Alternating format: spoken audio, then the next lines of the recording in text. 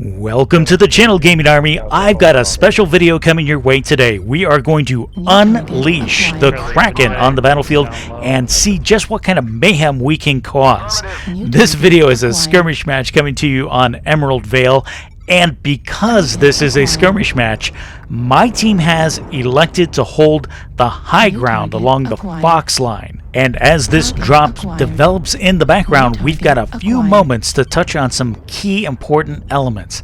First stop is the fact that I am in the Atlas Kraken. And what can you say about the Atlas? They are beautiful to behold. The Kraken variant is no exception to this. Look at that custom paint job, and it is quite intimidating to see this bad boy come around a corner on the battlefield. And when you pilot these, you've got that sense of invulnerability because of the sheer amount of armor and firepower that you're bringing to the battlefield. Now, under the hood on this bad boy, I've done some personal customization. So my loadout goes something like this: 2 large pulse lasers, 1 AC-20, 2 medium lasers, 2 SRM-6s. I've got a light engine 325, which gives me a top speed of 52.6 kph, and I have a wonderful 77.8 damage alpha. Now, the beginnings of this match is the hardest part for any pilot who is piloting something that is a close-range brawler, and that's because you need to let the battle develop to find out where the enemy is coming from, and you need to give them time to come into your optimal weapons range. Ideally, I would like to be closing the targets and fighting at about 300 meters. I can get a little more range out of my AC-20, and of course I have the large pulses that I can do some chip damage. Now, the other thing that you have to pay attention to is this is getting messy real fast because the enemy is trying to push up out of the Echo 2 area to challenge us on this high ground, and that is also where the rest of my team has set up. So I've got to be careful that I'm shooting actually over the top of their mechs and not into their backs. That would be a very, very bad thing to do, and I'm sure that I've gotten some chip damage in here and there trying to get over the tops of my teammates, but I want to get some damage out on these mechs and dissuade them from trying to push, or at least stall them out in choke points. That is also a very good strategy, but ideally I do want them to cross and come into my preferred kill range at 300 meters.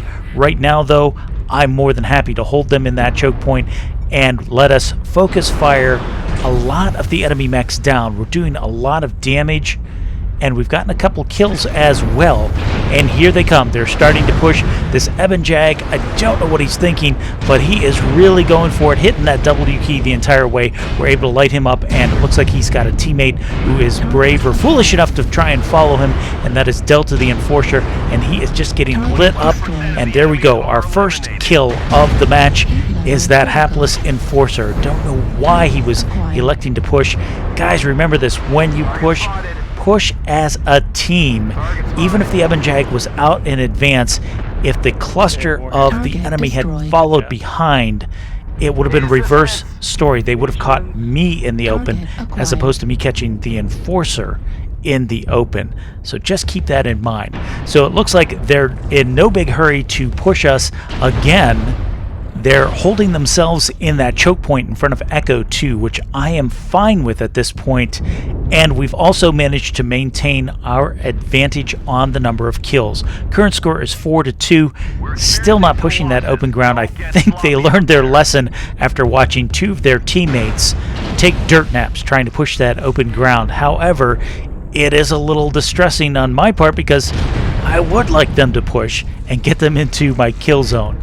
A teammate puts up an incredibly well-placed UAV, and that shows me exactly where the enemy's at. And here comes another one pushing in. He's taken out one of my teammates, and he's on the other side of this rock. So I don't know if he's going to actually try to push in to the left, or if I can get a shot around this right-hand side. Either way, I'm going to use this rock as cover. And here he comes. The Thanatos comes in, and those racks aren't going to do a whole lot to me. I still have plenty of armor. He eats a lot of damage before wisely retreating. And now he's on the other side. We're going to play a little bit of a game and see who's going to peek who first. If I do peek this, I want to swing to my left and what is known as pie the corner. I don't want to walk straight out because it's going to expose too much of my mech and not give me a superior angle. But this is when the enemy rifleman shows up with an open CT, and that's a target I can't pass up. And there we go. We get the kill shot, dropping the rifleman, and now I'm going to finish off the Thanatos because he's hurt as well. So I'm going to push around here following my Shadowcat in and just light up the Thanatos. Down he goes, and now we can continue pushing and rout the rest of the enemy. Score is 9-7. We've managed to maintain a 2-kill advantage through most of this match, which is really good to see. And the Orion backs off, wisely not wanting to take this fight. Now the Shadowcat does an amazing job of doing his jump maneuvers to keep an eye on that Orion, and that's letting me know where the Orion is and which direction he's moving. He's coming back around, and I should be able to get some good shots on him. Here he comes, peeking the rock, so we get our first alpha out, not ideally, but the second follow-up is great, and he drops him like a sack of potatoes, and that was a beautiful headshot. How do I know that that was a beautiful headshot? Not only was his damage model not that bad, but look at the left-hand side of the screen. Wait for it, wait for it. Here comes the enemy pilot confirming. There it is, yes! So we had taken him out with a headshot. It had to be because, like I said, if you look at his damage doll, his mech didn't have that much damage to it, and down he goes. So now the score is 11-9. We're still ahead on kills, and the hunt begins for the final enemy unit. And as that hunt unfolds, I just want to take a moment to say if you've enjoyed this video so far, make sure you give it a like, hit that subscribe button, turn on the notification bell so that you don't miss out on any future content like this. And on a side note, I want to sincerely thank you for all the subscriptions, the comments that you're leaving, and the overall support for the channel. I feel like we're building something really special here, and I can't do it without you. So here comes some important facts for this closing segment. If you look at the mini-map, the Hunchback is clear over in Delta 4. My Shadowcat is towards Charlie 3. The Shadowcat has no weapons and is being the spotter. He's just gotten eyes on the enemy, confirming that the enemy is in Charlie 3. But now the Hunchback is way out of position for us to engage. And last but not least, you guys know me. Look at the top of the screen. Yes, my override is not engaged. Let me know your thoughts about override in the comments below. I personally don't run with it because my opinion is live by the sword, die by the sword. The override kills me about as many times as it saves me.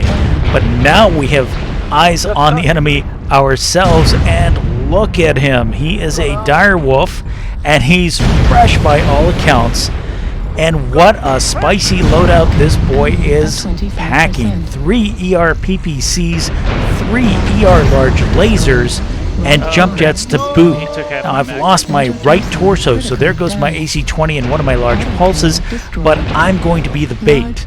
As long as my CT doesn't get focused too hard since it's open, I duck for cover.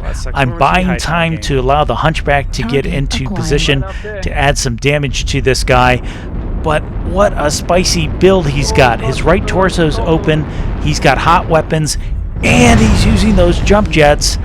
What a wonderful time to move in. I want to take that right torso and mess with his heat dissipation. And there it is. We've got the right torso down, and we can add some damage here. And before I can finish him off, yes, he kills himself. Death by override.